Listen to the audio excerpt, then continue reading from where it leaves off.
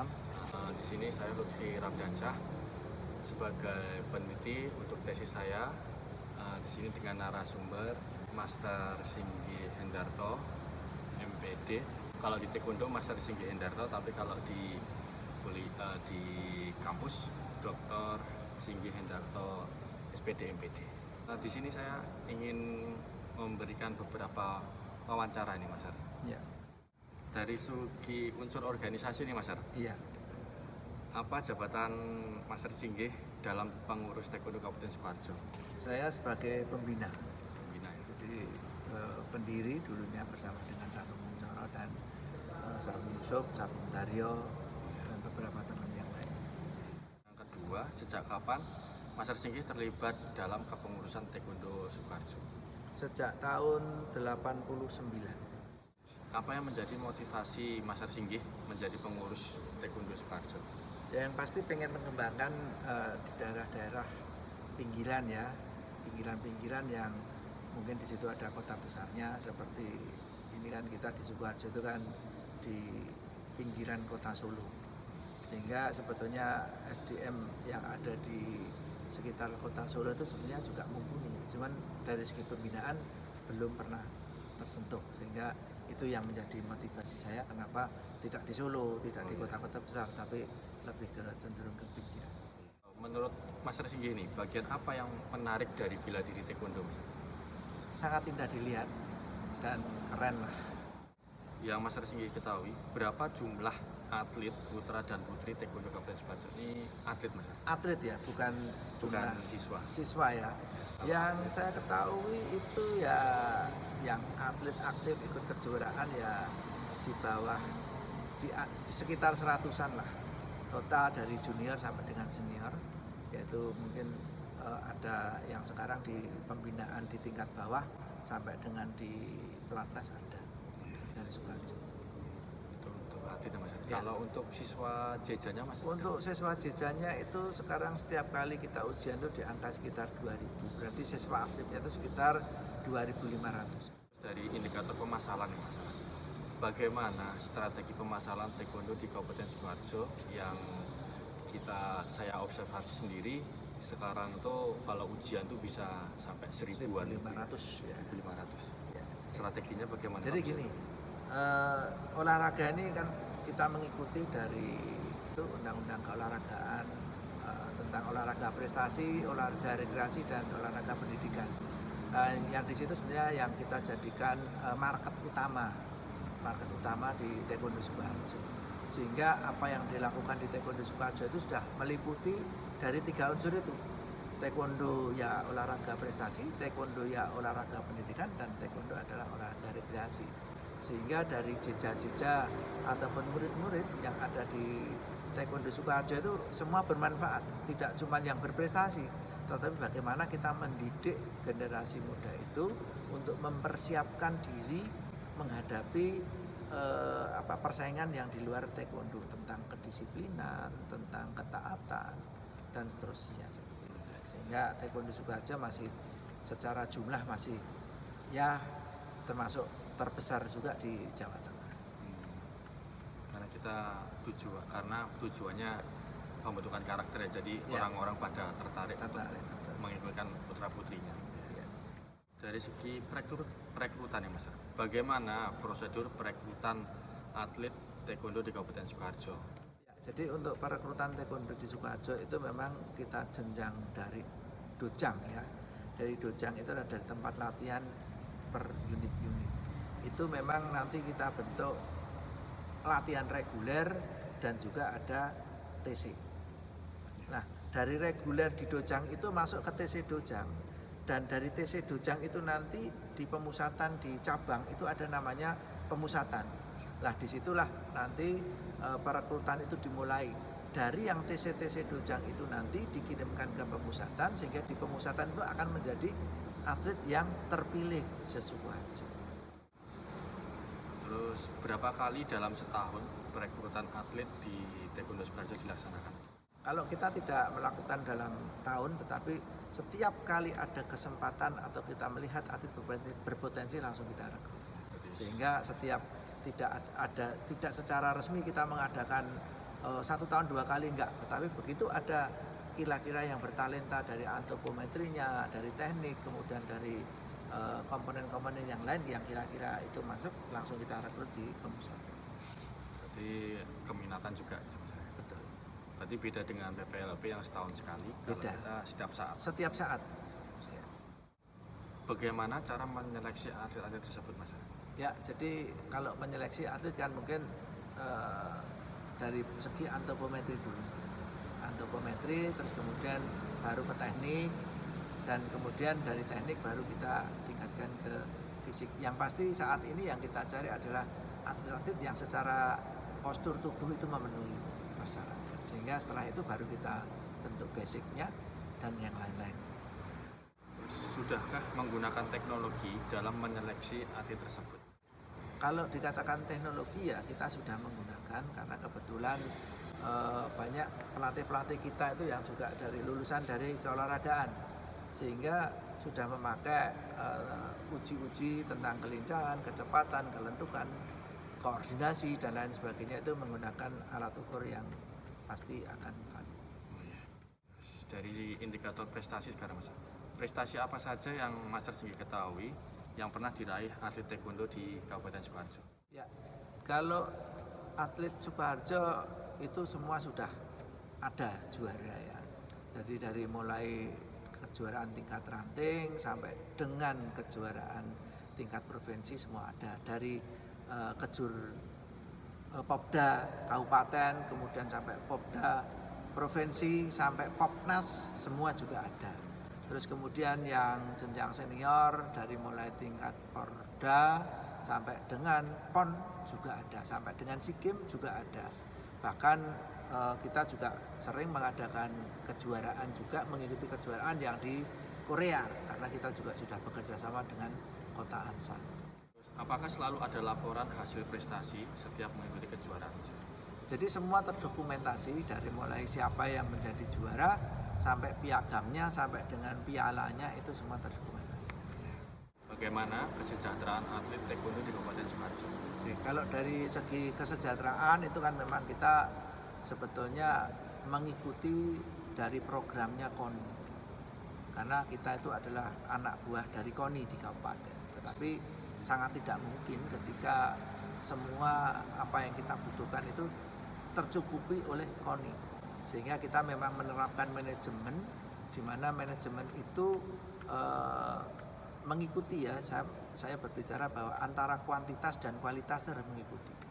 Kalau mau berkualitas ya kita mencari kuantitas yang banyak, karena kita bisa mengambil 10 orang itu yang dihidupi dari jumlah berapa atlet yang kita punya, sehingga itu semua akan bisa minimal kebutuhan pokok yang kita cukup.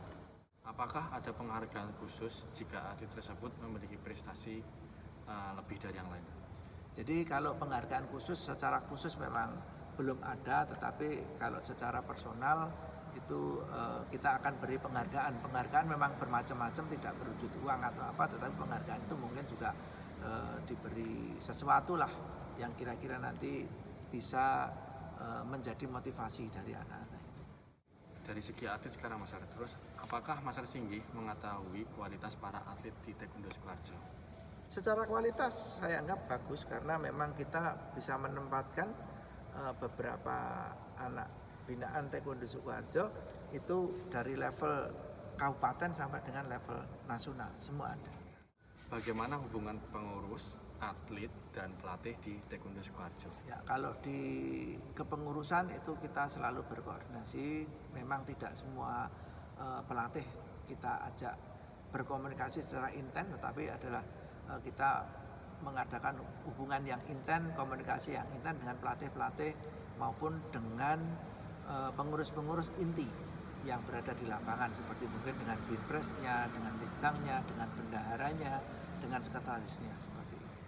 Apa saja tugas dan peran pengurus dalam pembinaan prestasi Taekwondo Sukoharjo? Ya, peran pengurus di sini cukup penting sekali, karena di samping juga mensupport kita secara finansial, juga mengadakan hubungan apa ya istilahnya dengan pemerintah lah, dengan pemerintah maupun dengan dewan dan seterusnya, sehingga apa yang kita butuhkan tuh minimal itu juga bisa disupport oleh beliau-beliau.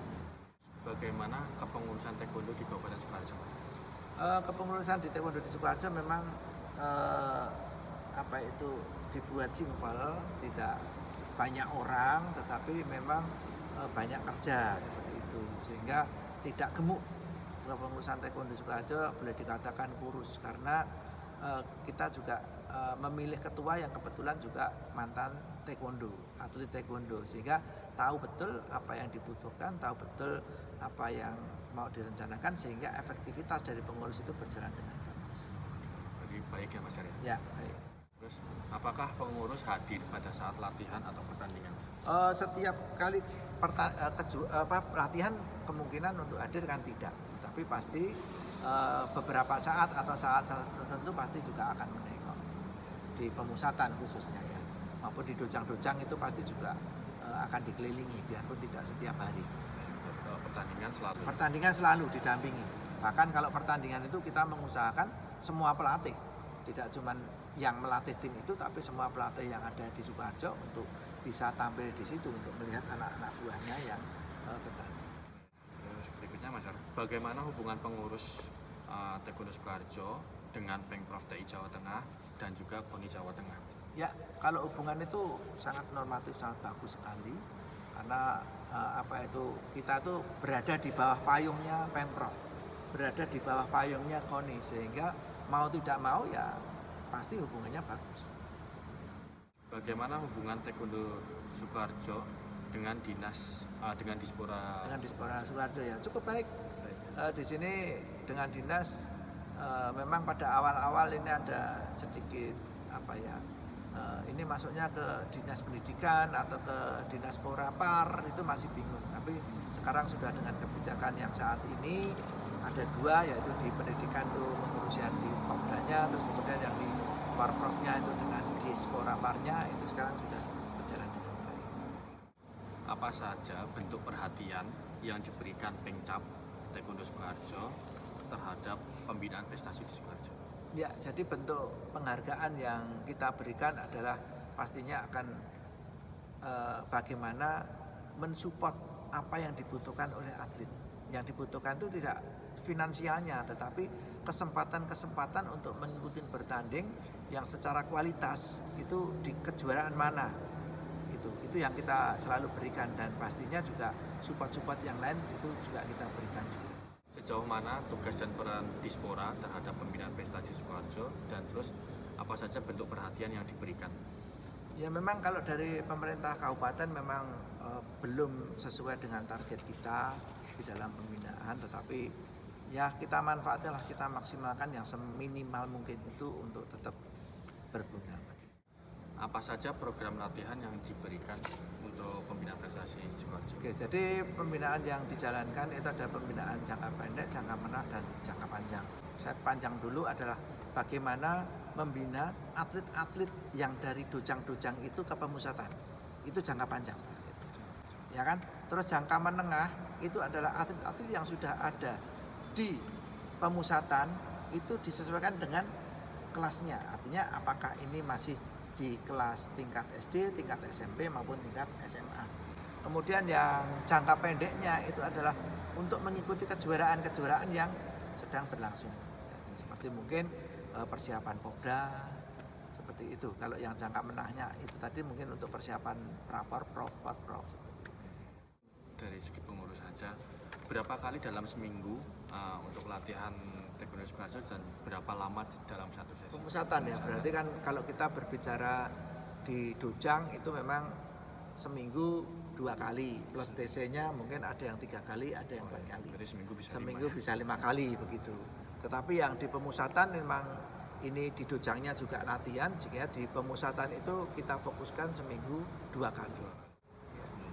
Tapi kan di dojang kan juga latihan seminggu 3 kali sampai 4 kali. Sehingga bisa dikatakan selama 1 minggu latihannya full. Indikator pendanaan, Mas. Ya. Dari mana sumber dana yang diperoleh dalam pembinaan prestasi taekwondo Sukoharjo? Ya, jadi untuk pembinaan khususnya di dalam pendanaan itu memang kita masih mengandalkan dari internal mandiri ya, itu yang paling utama dari mandiri.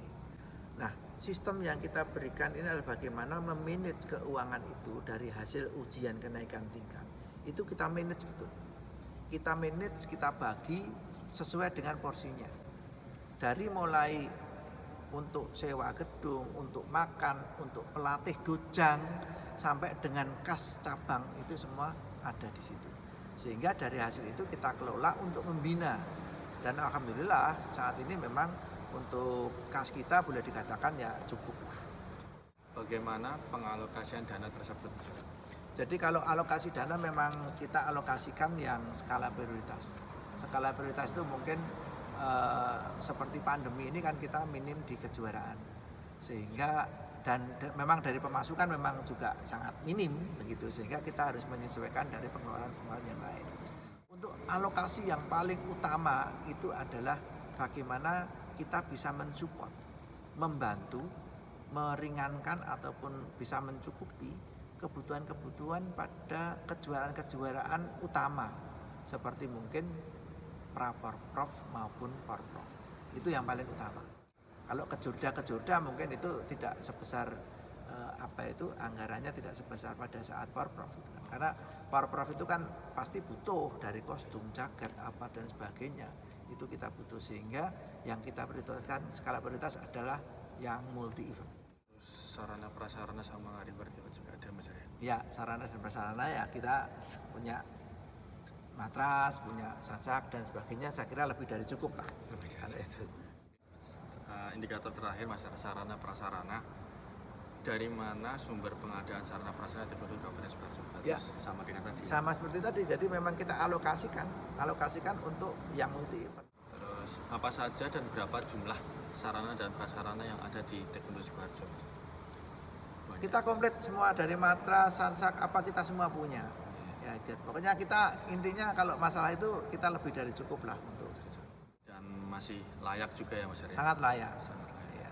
Dan saat ini memang kita upayakan sekarang semua dojang harus punya matras. Ini sudah kita belikan, tetapi saat ini baru kita mau bagikan. Mungkin di pertengahan di bulan Juni-Juli nanti kita sudah terakhir. Apakah perlu penambahan sarana dan prasarana lagi untuk menunjang program latihan? Gedung. Ya, kita tinggal satu ini yang belum punya gedung, gitu kan. Gedung yang memenuhi syarat untuk betul-betul sesuai dengan harapan kita punya tempat training center sendiri yang tidak menyewa. Yang tidak punya gedung Ya. mandiri ya? Ya, gedung mandiri. Nah, terus sama mungkin peralatan yang perlu diupdate dengan teknologi yang sekarang juga ya Mas? Ya, betul. Kalau itu sih kemungkinan nggak begitu besar. Itu bisa sambil jalan. Apa yang dibutuhkan apa sih untuk menghadapi porprov seperti itu, kita butuh apa, itu nanti sesuai dengan kebutuhan pasti bisa tercukupi dengan biaya mandiri. Ya, itu Mas. Terus lanjut lagi, apakah sarana dan prasarana tersebut sudah memenuhi standar keamanan Taekwondo? Sangat memenuhi. Berikut wawancara dari saya Mas. Ya. Terima kasih atas kesempatannya yang diberikan kepada saya. Saya izin nanti misal saya edit terus Ya. saya share ya Mas. Oke, siap. Mungkin nanti biar teman-teman atau orang tua atau atlet bisa melihat ini dan tambah semangat dan bangga menjadi atlet Taekwondo Sidoarjo atau Taekwondo Mahameru. Bangga menjadi anggota Mahameru. Oh jelas, bangga menjadi anggota Mahameru. Yang terakhir Mas, Ya. mungkin ada pesan buat atlet-atlet Taekwondo Mahameru Sidoarjo. Ya, jadi saya berpesan untuk teman-teman anggota Taekwondo Mahameru Sidoarjo untuk tetap selalu santun di dalam pergaulan dan santun dalam menuntut ilmu. Satu, yang kedua, jangan pernah takut untuk mencoba. Ya, salah itu bagian dari proses. Tetapi bagaimana kesalahan itu akan menjadi energi bagi kita untuk menuju tujuan yang sebenarnya. Oke. Ya. Terima kasih Mas kesempatannya. Saya tutup.